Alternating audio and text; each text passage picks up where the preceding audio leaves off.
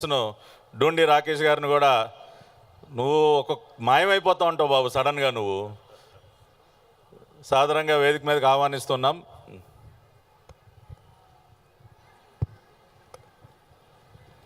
అందరికీ నమస్కారం.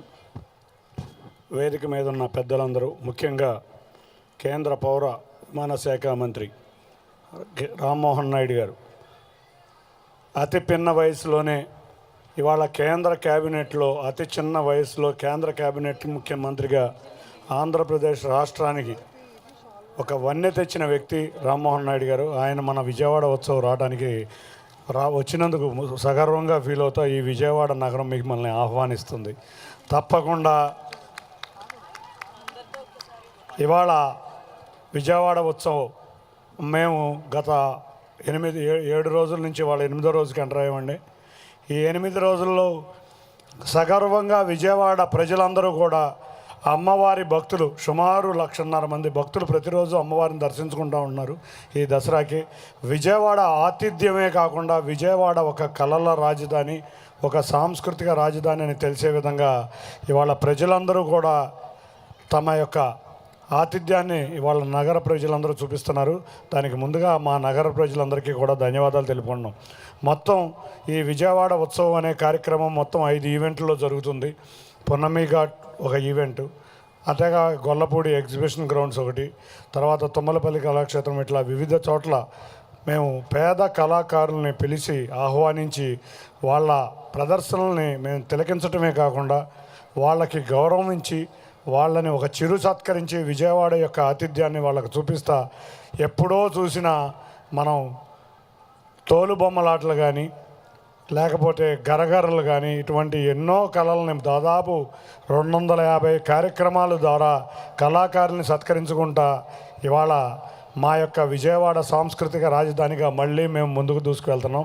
ఈ కార్యక్రమం ముందుకు వెళ్ళడానికి ముఖ్య కారకులు మన గౌరవ ముఖ్యమంత్రి నారా చంద్రబాబు నాయుడు గారు. ఆయన ఒకటే చెప్పారు, ఇవాళ టూరిజం పెరగాలి, విజయవాడ టూరిజంగా రావాలి. రేపు రాబోయే అమరావతికి ఈ విజయవాడ ఉత్సవం ఒక మణిహారంగా ఉండాలి. కాబట్టి విజయవాడ ఉత్సవం అద్భుతంగా చేయాలని వారు వారు చెప్పిన మీదట మా గౌరవ యువ నేత నారా లోకేష్ గారు కొన్ని మార్పులు సూచనలు చేశారు.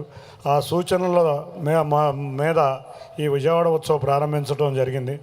ఇవాళ అమ్మవారి భక్తులే కాదు, విజయవాడ నగర ప్రజలందరూ కూడా భారీగా తరలి వచ్చి ఈ విజయవాడ ఉత్సవాన్ని భారీ విజయం చేకూర్చారు. అన్నిటికన్నా ముఖ్యంగా మేమందరం కోరుకునేది ఒకటే, అందరం కూడా కళాకారులను పోషిద్దాం, తప్పకుండా వాళ్ళ పేద కళాకారుల్ని కళలను ఆశీర్వదిద్దాం అనే కోరికతో మొదలైన ఈ కార్యక్రమం ఇవాళ రేపు రాబోయే కాలంలో అక్టోబర్ 2వ తారీఖున Guinness book of world record ఎక్కబోతుంది. 2500 నుంచి 3000 మంది దసరా అటైర్స్తో స్టేడియం నుంచి బెంచ్ సర్కిల్ వరకు మధ్యలో ఒక స్టేజ్ వేస్తున్నాం. ఆ స్టేజ్ మీద గౌరవ ముఖ్యమంత్రి నారా చంద్రబాబు నాయుడు గారు, మంత్రులు, ఉప ముఖ్యమంత్రి వర్యులు కూడా ఆరోగ్యం బాగుంటే ఉప ముఖ్యమంత్రి వర్యులు కూడా వస్తారు. వారి ఎదురుగా అందరి కళాకారుల ప్రదర్శన సాయంత్రం 5 కాడి నుంచి 6:30, 7 వరకు ఉండబోతుంది. మొదటి సంవత్సరంలోనే ఈ విజయవాడ ఉత్సవాన్ని ఆశీర్వదించడానికి మేము గౌరవ నారా లోకేష్ గారి చేతుల మీదుగా విజయవాడ ఉత్సవం ప్రారంభిస్తే ఆ రోజు మాజీ ఉపరాష్ట్రపతి వెంకయ్య నాయుడు గారు, అన్నిటికన్నా ముఖ్యంగా 2వ రోజు గవర్నర్ గారు, 3వ రోజు గౌరవ రామ్మోహన్ నాయుడు గారి సహకారంతో మన ఉపరాష్ట్రపతి గారిని కూడా మొట్టమొదటిగా ఆయన ఉపరాష్ట్రపతి అయినాక విజయవాడ రావటం మా విజయవాడ వాసులందరికీ కూడా చాలా ఆనందం తెచ్చింది. ఆ కార్యక్రమంలో మీరు సహకరించినందుకు మా విజయవాడ నగర ప్రజల తరపున ధన్యవాదాలు తెలుపుకుంటున్నాం. ఆ రోజే కేంద్ర పర్యాటక శాఖ మంత్రి షెకావత్ గారు కూడా వచ్చారు. ఇట్లా రోజుకు ఒక విశిష్టత. ఒక రోజు ఇంద్రసేనారెడ్డి గారు, ఇవాళ మూలా నక్షత్రం రోజు, ఎందుకంటే అమ్మవారికి పవిత్రమైన రోజు, సరస్వతి అవతారంలో అమ్మవారు సందర్శించే వేళ మీరు ముఖ్య అతిథిగా రావటం మా అందరి యొక్క అభిమానాన్ని చూరగొన్నారు. తప్పకుండా ఈ విజయవాడ ఎప్పుడూ కూడా మీకు రుణపడుతుందని తెలియజేస్తూ వేదికను అలంకరించిన పెద్దలందరికీ కూడా పేరు పేరున ధన్యవాదాలు తెలుపుకుంటూ ఈ విజయవాడ ఉత్సవంలో మొదటిగా మేము విజయవాడ ప్రముఖులు 15 మందిని పిలుచుకుని ఎప్పుడెప్పటి నుంచో విజయవాడ డెవలప్మెంట్లో జంధ్యాల శంకర్ కానీ, అంటే మా విజయవాడ నగరం అంటే మీకు ఒకటి, అన్ని జాతులు అన్ని మతాలు కలిసికట్టుగా ఉన్న నగరం ఈ నగరం. 80 సంవత్సరాల క్రితం ఇక్కడ జైనులు నార్త్ ఇండియా నుంచి ఎంతోమంది వచ్చి ఇక్కడ సెటిల్ అయ్యారు. అందరినీ ఇక్కడ హేతువాద వస్తువులు ఉన్నారు, ఇక్కడ దైవ సంకల్పంతో ఉన్నారు. అన్ని కుల మతాలు కలిసి ఉండే రాజధాని ఏదన్నా ఉందంటే అది విజయవాడ నగరమే. అటువంటి చోట ఈ విజయవాడ నగరాన్ని గత 30-40 సంవత్సరాల నుంచి ప్రముఖంగా తీసుకువెళ్ళిన పెద్దలందరినీ కూడా గౌరవించడం జరిగింది. కాబట్టి మా యొక్క అతిథి గౌరవం ఇవ్వడంలో విజయవాడకి మర్చిపోలేని ఆతిథ్యం ఇవ్వబోతున్నాం.